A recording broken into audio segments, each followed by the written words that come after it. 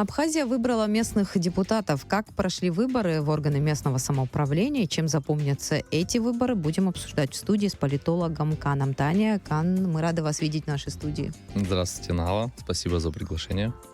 Итак, позади выборы, это важное событие, можно сказать, осени. Как оцениваете итоги процесса вообще предвыборного, сами выборы?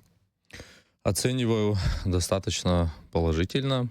Выборы прошли в такой открытой атмосфере, и заметна активность общества по сравнению с предыдущими выборами, повышенная активность общества, что выражается в явке, значит, избирателей, которая превысила, порядка 10%, если сравнивать от предыдущих выборов, да. В целом явка превысила 40% в среднем по районам. Это достаточно высокая явка.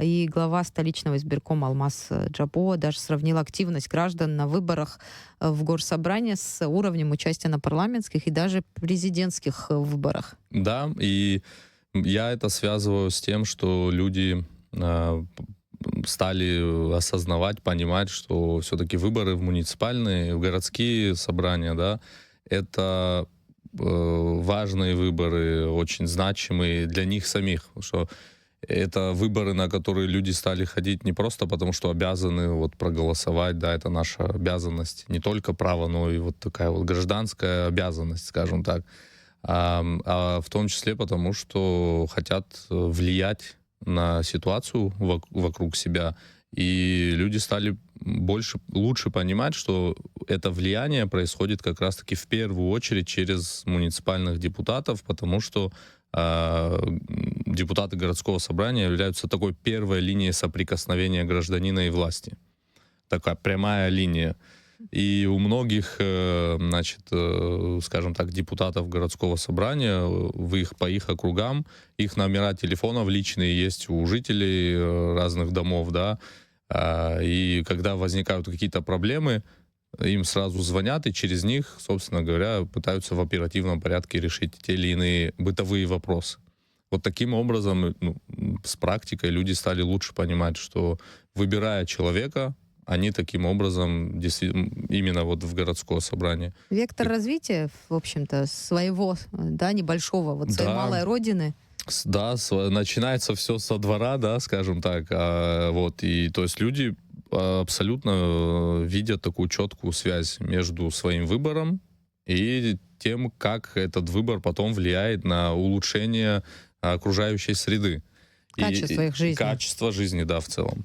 В общем, в целом политическая культура меняется, на ваш взгляд? Да, растет. Да, и это такой, конечно, закономерный процесс. Все-таки с практикой мы учимся мы все как общество учимся на своих же ошибках, да, то есть не вижу сценария, при котором, допустим, муниципальный депутат, которого выбрали, и он, скажем так, 5 лет не появляется больше, и его переизберут.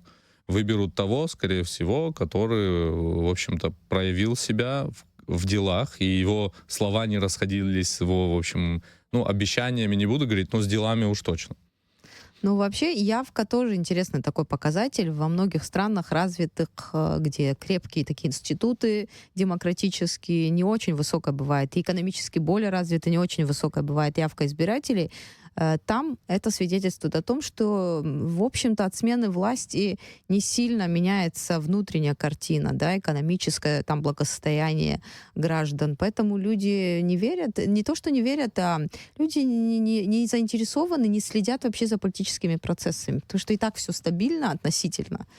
А с другой стороны, есть вероятность, что если люди не ходят и нет недоверия к власти. Вот в нашем случае это что?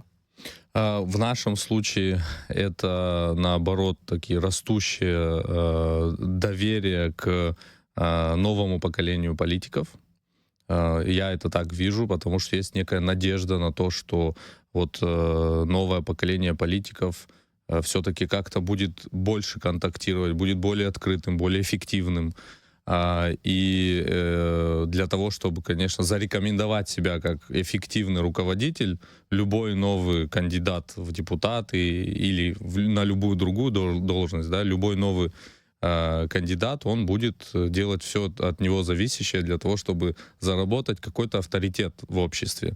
Потому что у нас, собственно говоря, есть свои нюансы, своя изюминка в обществе. Да? Ты должен, если хочешь быть эффективным политиком, депутатом, парламентом, муниципальным депутатом, неважно, ты должен общаться с людьми, ты должен слышать их чаяния, запросы, быть открытым, объяснять, рассказывать. Ну, в общем-то, очень много всего, это на самом деле очень сложно. Вот, а в Европе или там в западных странах это все зависит от стран, в разных странах по-разному, на самом деле, там у них тоже в каждой стране своя очень... Специфика, понятно. Да, специфика. Но в целом, да, они, конечно, и потому что идеологически там все у них уже понятно, все давно решено, и люди поэтому уже индифферентно относятся к политическим процессам, потому что им давно уже внушили, что они не влияют на процесс никак. А у нас все-таки люди хорошо понимают, что именно они и влияют на процесс. Все-таки в этом смысле мы, как демократия, можем преподать хороший урок для многих так называемых демократических стран, которые по факту давно уже не являются демократиями. То есть Европе мы урок преподать демократии можем?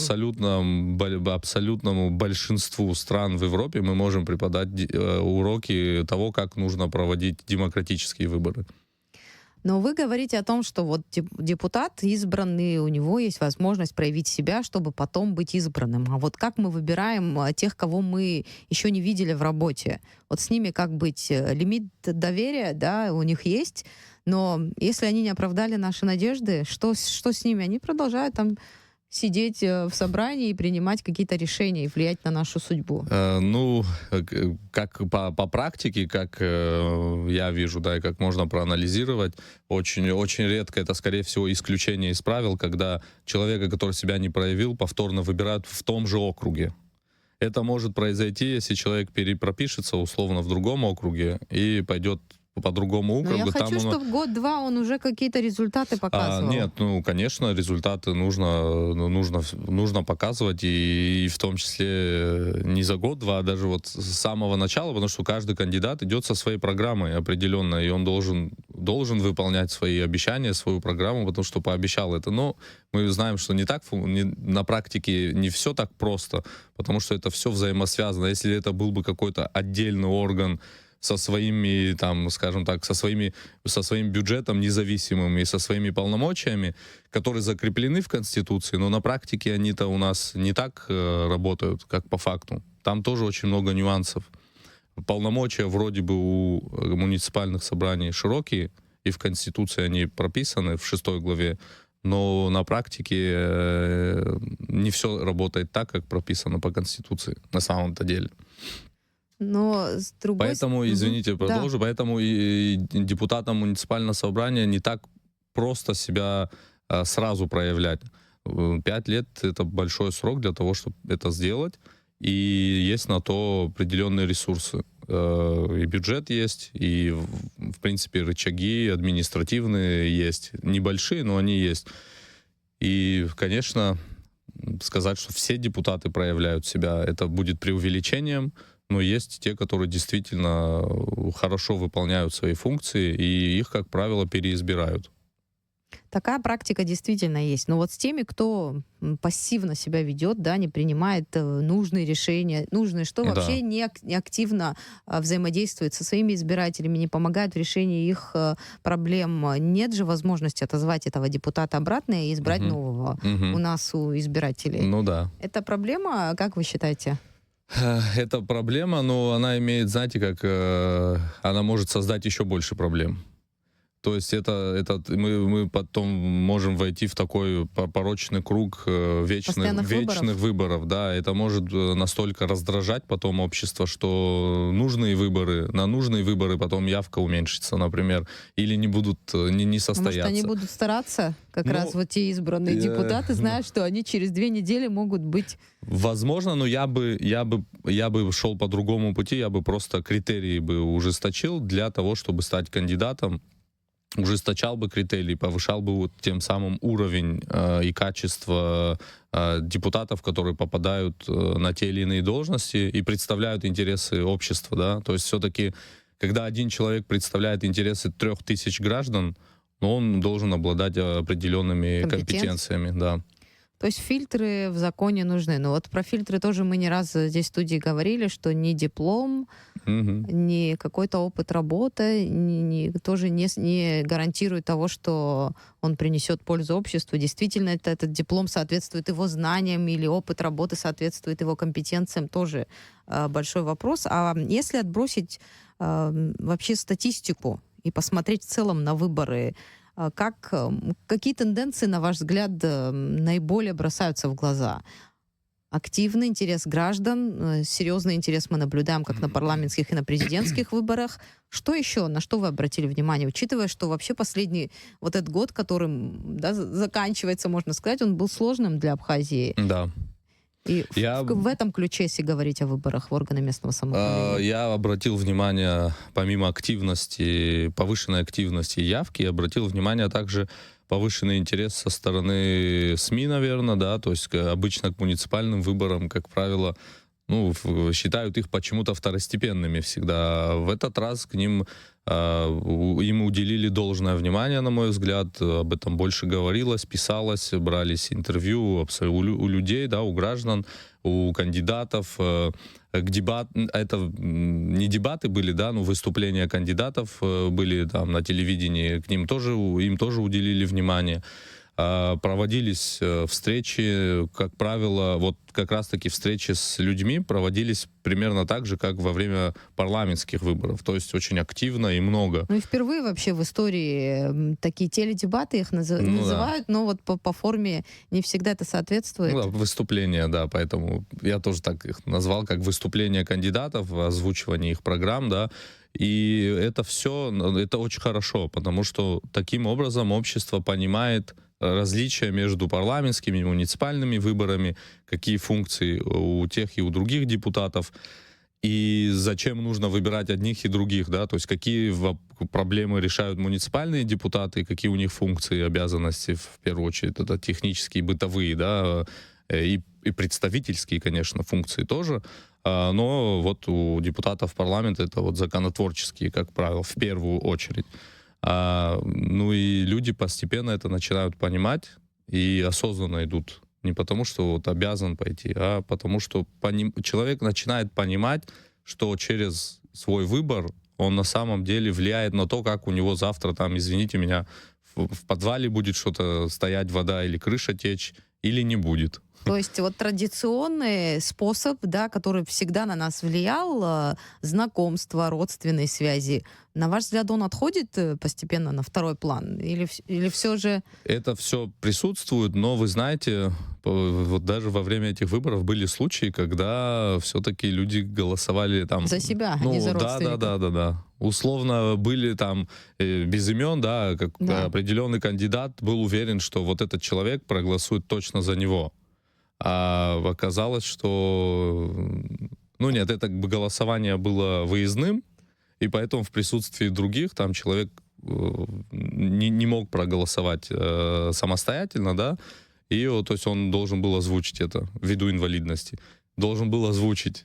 И вот когда озвучил кандидата, были удивлены и переспросили точно.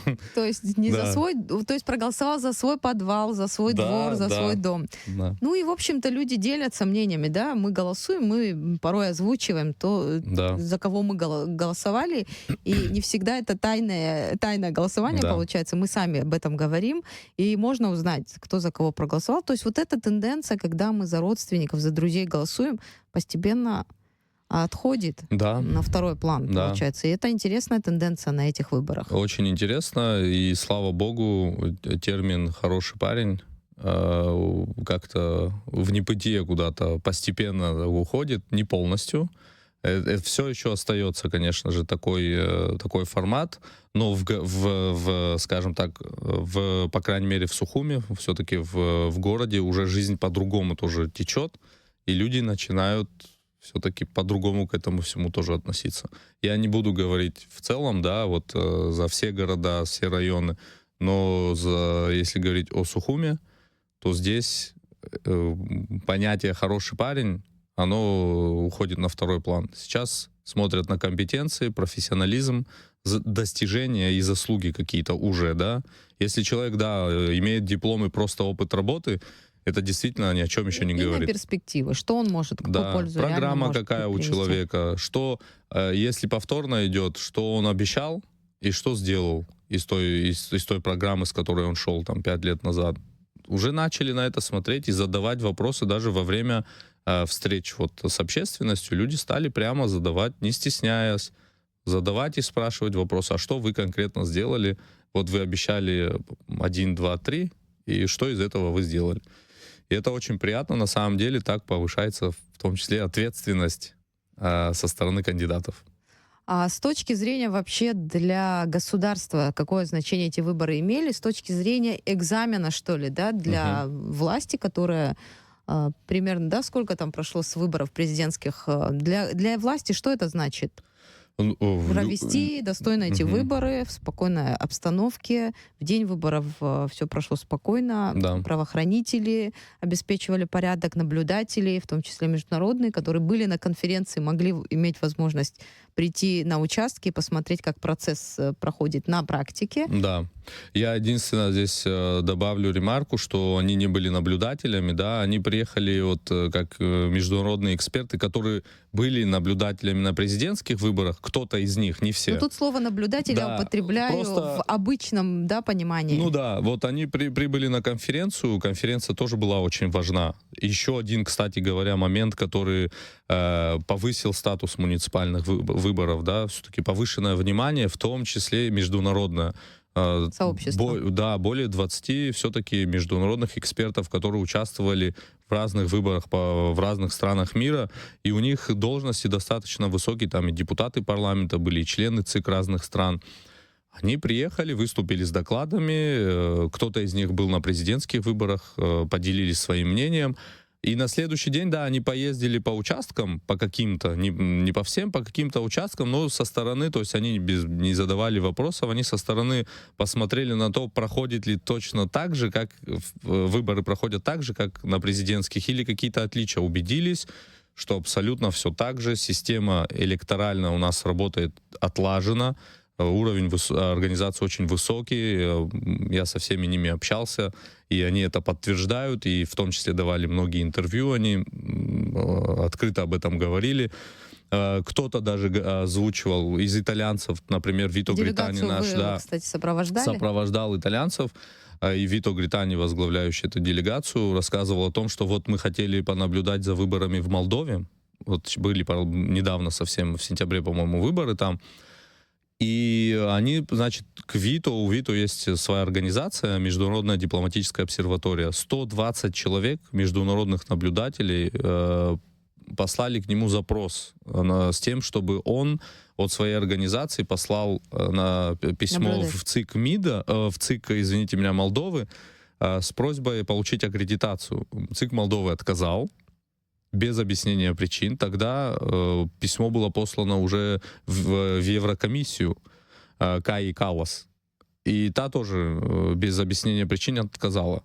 То есть и они делают такое сравнение, что вот якобы вот Европа говорит об открытости, о демократичности и так далее, но они даже не дают нам возможность понаблюдать за тем, как проходит у них голосование. Демократический процесс. Ну вот возвращаемся в начало нашего интервью, где вы говорили, Абхазия может научить Европу демократии. Абсолютно.